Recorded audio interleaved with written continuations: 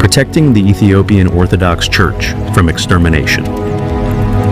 This campaign is about violence carried out by the government and its extremist proxies, running rampant with total impunity.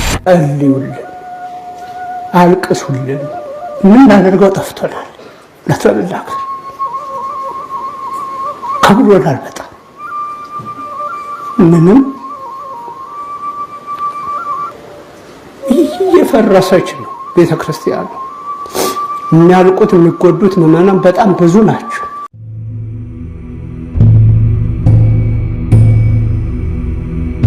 In the 4th century, Christianity took root in the ancient kingdom of Ethiopia. Carved from single blocks of granite, the obelisks of Axum still stand as witnesses to the kingdom where King Ezana embraced Christianity and made it one of the world's first Christian nations. The Grimm Gospels treasures of the Ethiopian Orthodox Church were written more than 1,000 years before the King James Bible ever existed. As the faith took root, it found its most enduring expression in the cross. The cross is the defining symbol of the Ethiopian Orthodox Church. Ethiopian Orthodox Christians wear the cross from cradle to grave. Some tattoo it on their forehead and neck. Many embroider it into their dress. The cross is woven into the rhythm of their daily prayer and Christian life. If the cross is Ethiopia's faith made portable, the church is its faith made permanent, and nowhere is that more astonishing than in the church's carve, not upward toward heaven, but downward into the earth itself.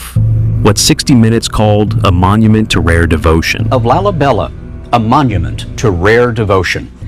800 years ago, an Ethiopian king ordered a new capital for Christians.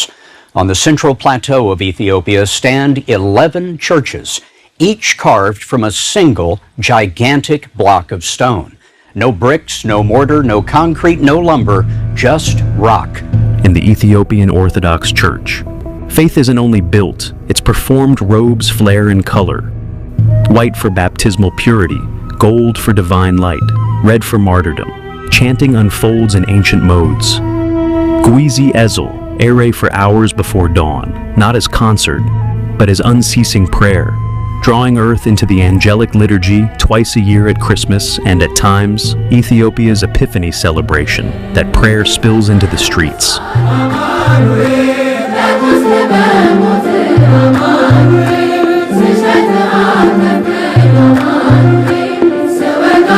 This is not worship paired with art. This is worship. That is art. Lived some worn and carried. You have just witnessed a remarkable spiritual civilization. Now that civilization comes under siege. The turning point is Abiy Ahmed rise to power. CNN called him a global pariah. The Washington Post said the man who tore Ethiopia apart. U.S. Senator Patrick Leahy said perpetrator of crime against humanity and genocide.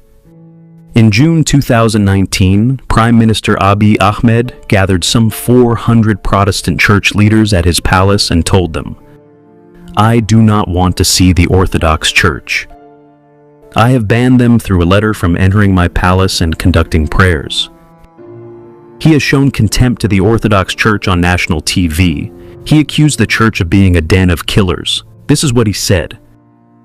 "Isn't it right here for round Addis Ababa, where we found monasteries training soldiers? What's the point of training soldiers in a church?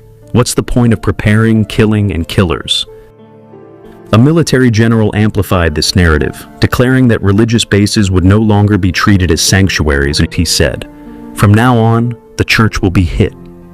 In June 2023, military attacked the historic Debre Elias Holy Trinity Monastery with heavy weaponry, killing over 100 priests and monks. Christian Tetel, a member of the Ethiopian parliament, was arrested and imprisoned in direct violation of his parliamentary immunity for speaking out against a killing during a legislative session. 3 years on, he is still languishing in prison. The atrocities continued with impunity. These are government forces burning the church. The government's atrocities are compounded by attacks carried out by government-aligned proxies, including tribal militias and Islamist extremists.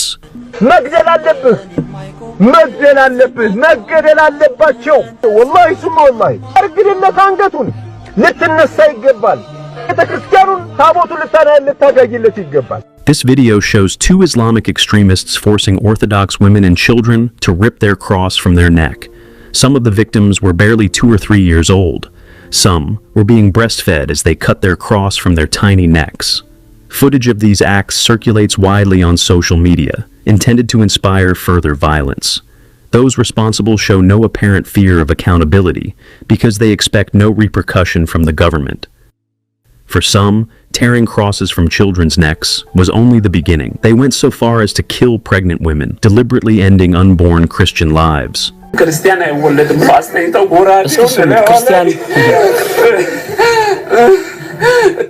ጎራዴውን ላይ ሕፃናት ፊት ነው የተደረገው። ሕፃናቶች ምን ላድርጋቸው?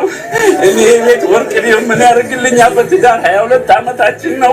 More atrocities were carried out in public Prosperity Party cadres, paired an Orthodox priest through the streets of the Oromia region with a dead black chicken hanging around his neck, an image meant to brand Christians as sorcerers.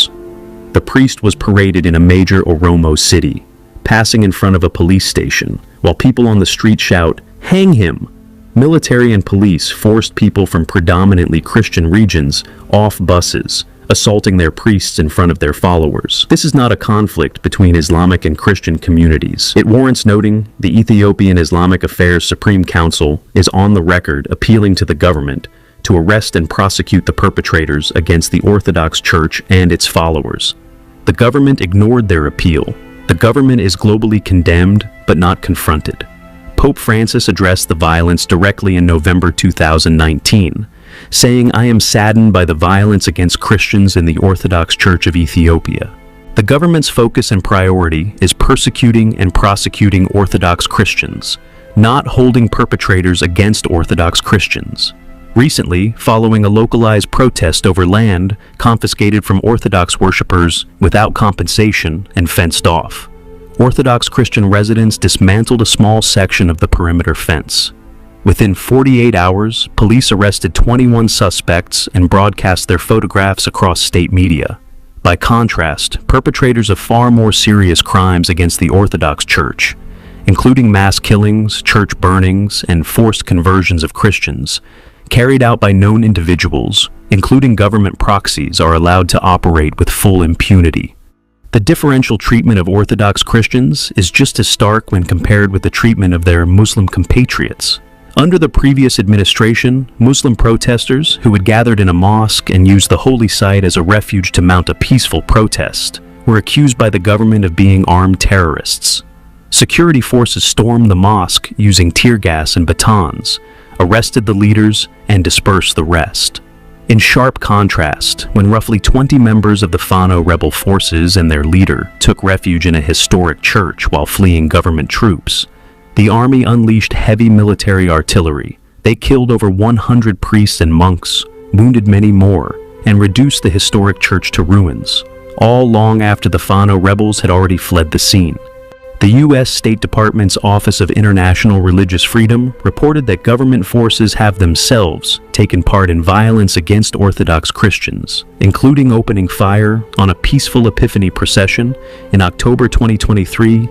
A UN report warned of a looming genocide. In June 2026, the European Center for Law and Justice reported, between May 30th and June 1st, 2026, armed men killed Orthodox Christian civilians in their homes, on roads, and as they fled.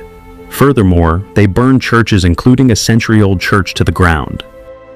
In June 19th, 2026, the International Committee to Protect Journalists reported the government detained journalist Salsawit Bain-San without charge for posting on social media about the killing of Ethiopian Orthodox Christians in Oromia Regional State, a community known for color, for gold vestments, white robes, and golden and silver crosses carried through the streets, found itself watching its church draped in black and its people dressed in mourning. As documented in the U.S. Report on International Religious Freedom on Ethiopia in 2023, Oromia Region Special Forces and police officers beat Orthodox Christians wearing black in mourning and protest. Government employees who took part in the protest were terminated from their positions. Under Abiy Ahmed, Orthodox Christians are not even allowed to mourn peacefully. In the Ethiopian Orthodox tradition, bishops teach their followers not to grieve. To weep is to doubt God's will. To mourn publicly is considered a failure of faith. Today, those same bishops are crying in public. Weeping openly is not just heartbreaking, it is a theological earthquake. It signals that the community has passed a threshold so extreme that even their spiritual leaders can no longer contain their grief. How much longer is the global community going to remain silent? Condemnation without confrontation is compliance. A 1,500-year-old church, one of the world's great spiritual civilizations, a foundational pillar of global Christian heritage, is at a breaking point. What we stand to lose is not just a building or an institution.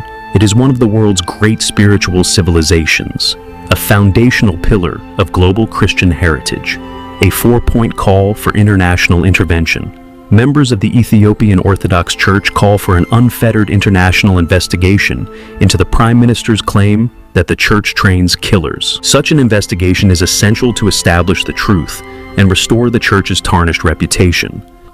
A separate international investigation into the government's role in atrocities committed by its security forces and extremists proxies an investigation into the systematic targeting and destruction of over 100 houses of worship by the government in Shigar City. An investigation into whether international development funds have been directly or fungible diverted to forcefully displace Orthodox Christians and churches to create space for the Prime Minister's $15 billion Shaka Palace project. Call for Ethiopians. Our generation cannot stand in silence as a malicious government abolishes a 1,500 years old church. A global day of mourning and protest is being organized, date to be announced. Every Ethiopian Orthodox church at home and abroad is urged to transform its Sunday service into a unified liturgy of mourning and solidarity. Congregants will be requested to attend in Black Ethiopian Orthodox churches from New York to South Carolina will converge in front of the White House. Parallel protests are being organized in major cities across the globe. Pray for us, speak for us, people of the cross.